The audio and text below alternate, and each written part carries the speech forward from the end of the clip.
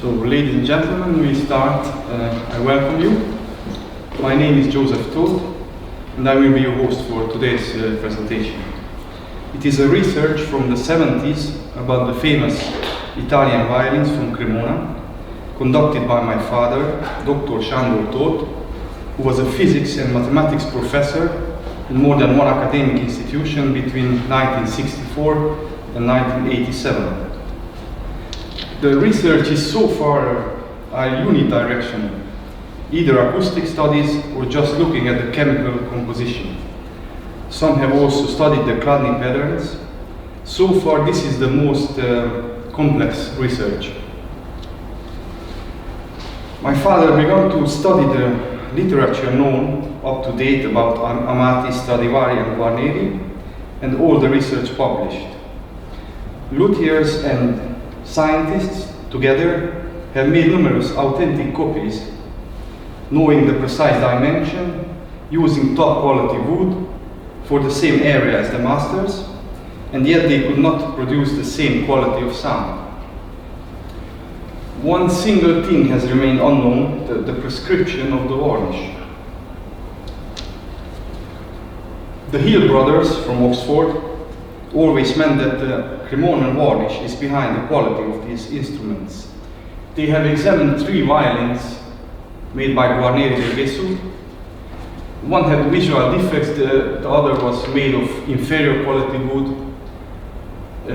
Anyhow, all 3 violins had an exceptional sound, but he used the same varnish on all of them.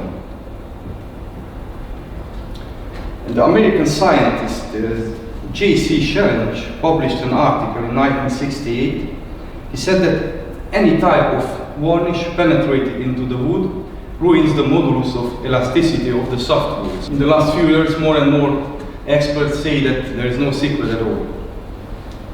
Many of these arguments, which are not in favor of the superiority of the sound of a Stradivarius, are based on blind tests, which in my opinion are useless in a scientific study. The human ear cannot make accurate measurements of sound, and the perception of it is different from person to person. On the other hand, sound spectral recordings and sound pressure level recordings can be used as scientific data. In these stages, we show that between the meanings of the Hills and Challenge do not exist any contradiction if we take in consideration a precursory phase of varnishing, the primer process of the instruments. But this raises the question if they used primer or not in Cremona. And the answer to this is affirmative. The colors of those primers used in Cremona have 3 different shades: golden brown, orange, and amber. But why did they not preserve the use of this primer? Yes, it seems that the luthiers did not realize that the primer they have been using was all important for the sound. It is known from different literatures that Stradivari purchased his varnish from the local druggist. In this presentation, we show a solution to this by indicating the use of a primer which have a cicative crystalline formation, and we provide a series of experimental results that prove the validity of our thesis.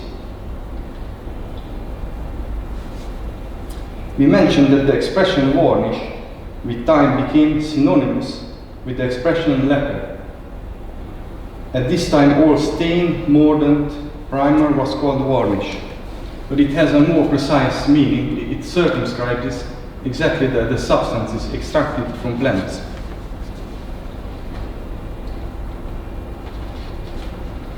This gave us a clue.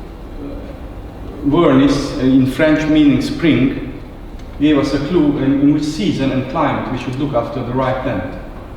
But first we have to determine the necessary conditions that the primer have to meet.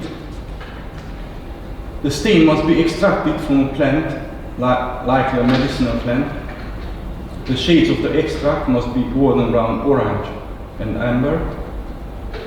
On a primed and varnished spruce sample must appear the phenomenon called dichroism. The color must have different shades under the reflected and the refracted light. The dry stain on a spruce sample must have qualities such as triboluminescence and fluorescence under ultraviolet light. The structure of the stain after drying must be crystalline. A test piece of prime spruce must have an increased young modulus. The stain must dry slowly on smooth surfaces. The stain, once applied on spruce, should not come off with alcohol. On a primed spruce sample, drying it in intense sunlight, must appear cracks. My father began to search after such a plant. He had collected hundreds of plants and examined them in the laboratory, and numerous extracts could not even match 3 of the conditions described above. Anyhow, 1 year later, he had found a plant which corresponded to all the demands. The extract from it, we call it TSG prime. Now let's see instruments from the violin family are made from softwoods, the top made of spruce and the rest of metal. And here we see the microscopic size of the spruce. Here the wood cell membrane and the supramolecular formation, also called micelles.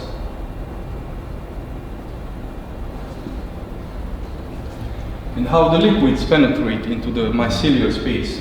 When contacting the wood surface with the liquid, an electrokinetic potential appears. It pushes the main valencies inside the micelles, thereby mechanically increasing the intermicellar space. And the phenomenon repeats itself the further the liquid penetrates into the wood. Here we see the physiomechanical properties of the spruce in this chart. The total contraction, we can see spruce from vegetation area and plantation. Here the equipment used.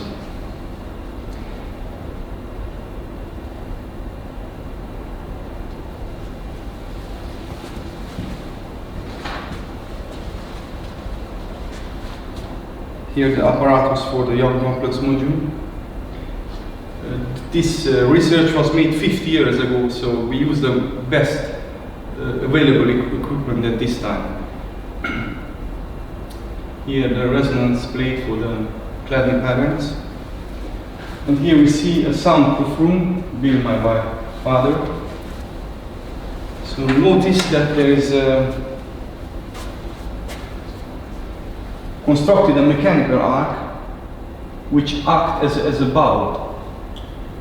So the pressure and speed is identical every time the strings are excited. It's not a violinist who do the job like in blind tests.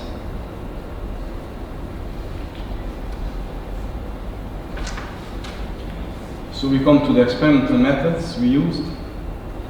Research of the microsamples, the method of cladding patterns, the young complex module using the Huber's equation, the recording of the sound spectra including human voice, accelerometer measurements to determine the loss factor, and the infrared and magnetic spectroscopy for the chemical composition.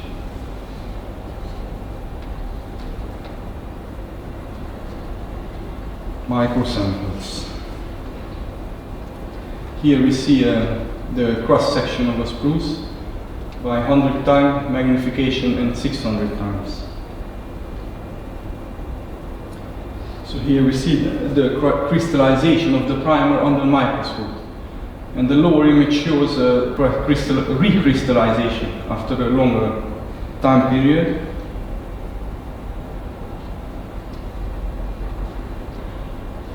The method of cladding patterns. Here we see a longitudinal and a transversal sample, where we primed the upper part of the sample and the right side here. So here we see the different frequency range.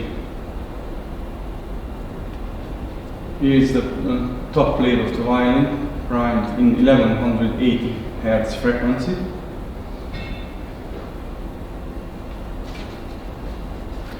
And in the thesis, we have many recordings in the wide range of charts and calculations.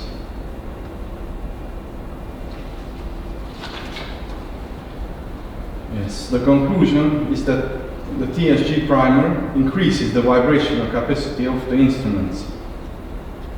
In unprimed state, we have measured 26 cladding patterns, and after priming, 46, which is almost a doubling.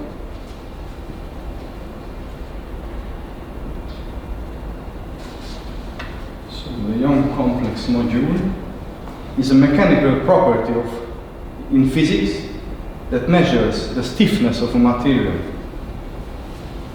The higher the value is, the stiffer is the material, which means the better conductivity of the sound.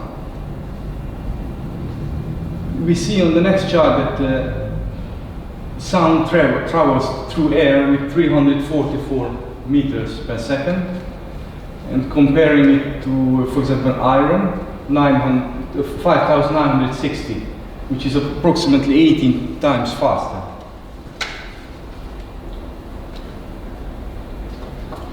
Yes, and our experiment shows that by priming our samples, we increase the Young modulus by 9.15%, and the other important thing that we decrease the loss factor. So it's an overall acoustic improvement of more than 30%.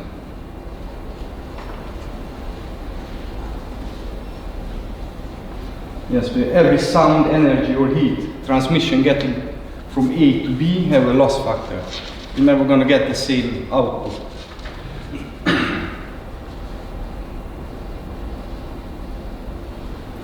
Yes, this is the sound spectra recordings. Here we have calibrated and synchronized the spectrometer with a level recorder. And we can see a measurement of a sample violin. And these small arrows here show the DF factor.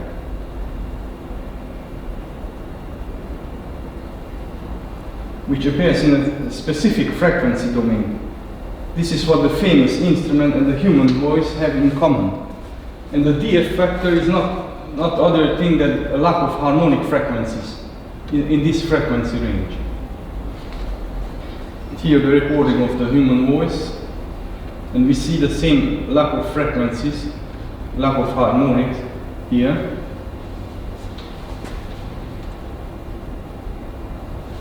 And it's shown that the sound of a violin primed with TSG, or the famous violins from Cremona, are almost identical with the human voice. This phenomenon explains why we feel a strong attraction to them.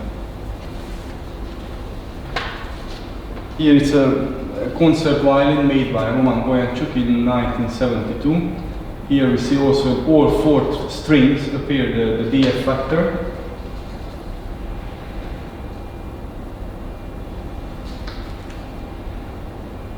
The measurements were repeated after 2 years, 4 years, and 6 years. We see that with the passing of time, the DF factor become more distinct. Yes, and then we come to the visual comparison. This is the other important property of the Cremonan violins, that they are fluorescent on the UV light. The color on the UV light can be different depending on the type of black light used.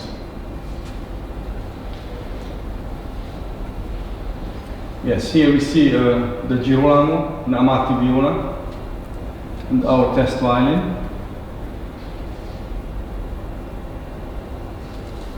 Here another Stradivarius and an Amati cello, the king.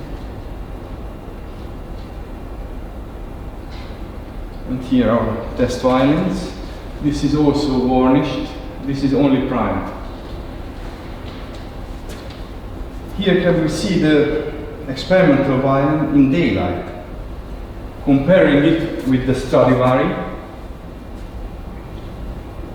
The color resemblance is amazing. We can see here where the top coat of varnish, reddish varnish, is gone. So we see only the transparent varnish and the primer. And this test violin is only primed and varnished with the transparent varnish. Here another image.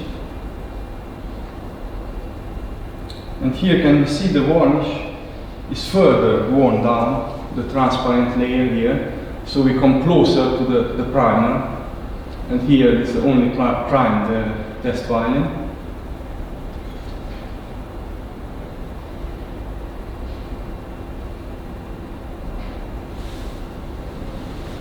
Yes, we come to the chemical composition of the varnish. There have been made many experiments about this.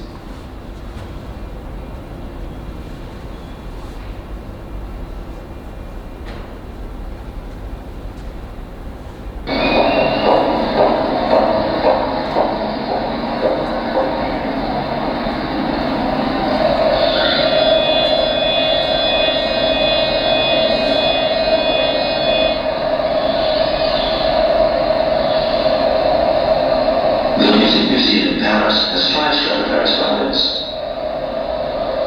Stefan Reich, the head of the museum's laboratory, has given us permission to film the fluoroscope examination of the Davidoff, a Stradivarius named after the famous general to whom it once belonged.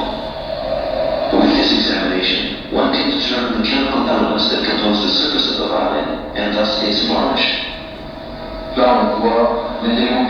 Here we can see the elements of calcium and potassium, which are in fact the wood that appears underneath. And we can see iron, zinc, probably copper, and then more specifically here in this area, we can see lead. And this lead is present just about everywhere on the surface being examined. The examination has revealed the presence of metallic elements over the whole surface of the top plate. Could this be the explanation? Could the presence of copper and zinc possibly explain why Stradivarius sounds better or worse than other violins? I'm not about to venture an answer to that question. Yes. Here is a published article from the Strad magazine about the research made by Professor Wang Qingtai and his team of scientists. They have examined samples removed from 4 Stradivari violins and the Guarneri one. They have found the same complex mineral elements. Many years before that, Professor Nagyvári from Texas have conducted similar experiments where he finds the same mineral cocktail. He said that the presence must be due to a deliberate chemical manipulation. But what is our product made of, the TSG primer?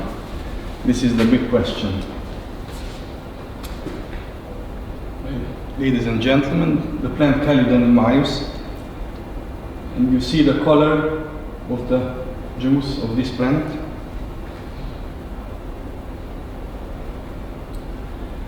It's also called Greater Calandi. And the chemical composition of this plant, it contains around 74 organic compounds and more than 20 mineral elements, as we see here. But not having included the experimental results of the chemistry in the thesis, it was used in another doctoral thesis of my father's colleague from the chemistry department. I had to double check the composition of the plant.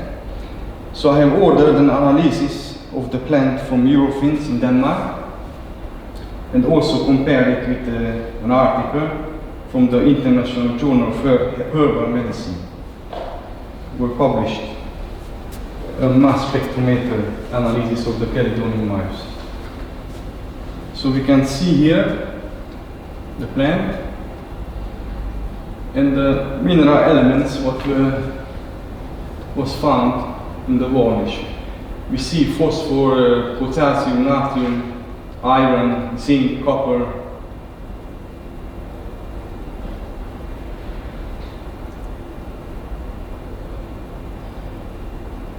And also in this article, we see the same mineral elements in the plant. So what are the conclusions?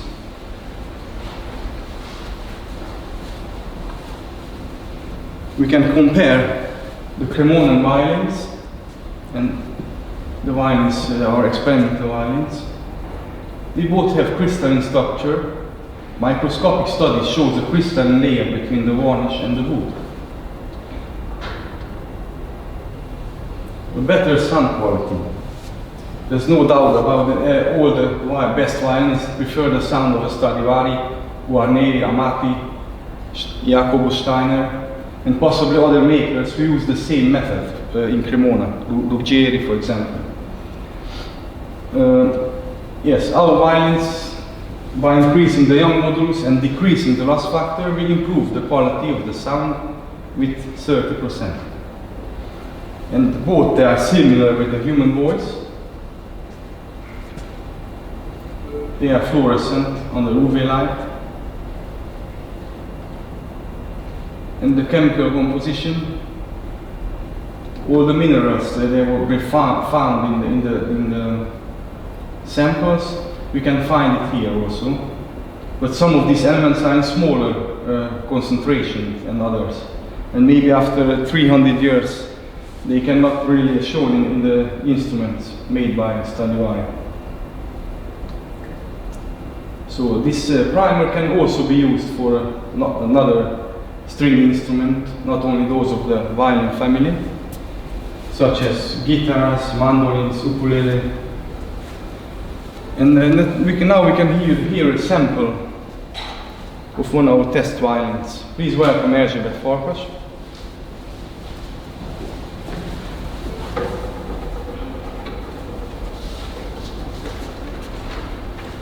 This one is a primed and varnished violin, and this is only a primed violin.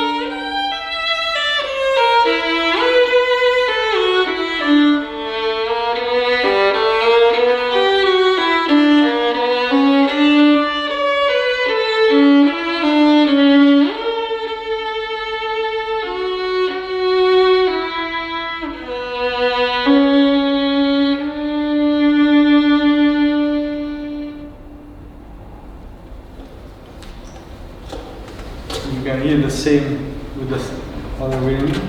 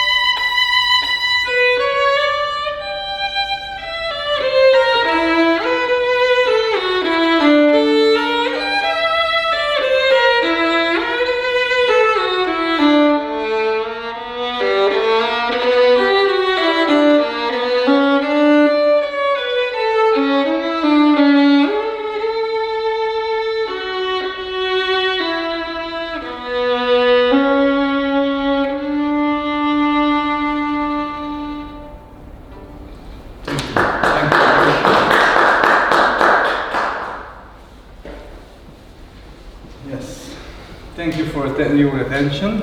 It was about this. So we are making the product, the TSG primer, and hope that in the future many instrument makers gonna use this for the improvement of the instruments and for the good of our public and musicians. So thank you.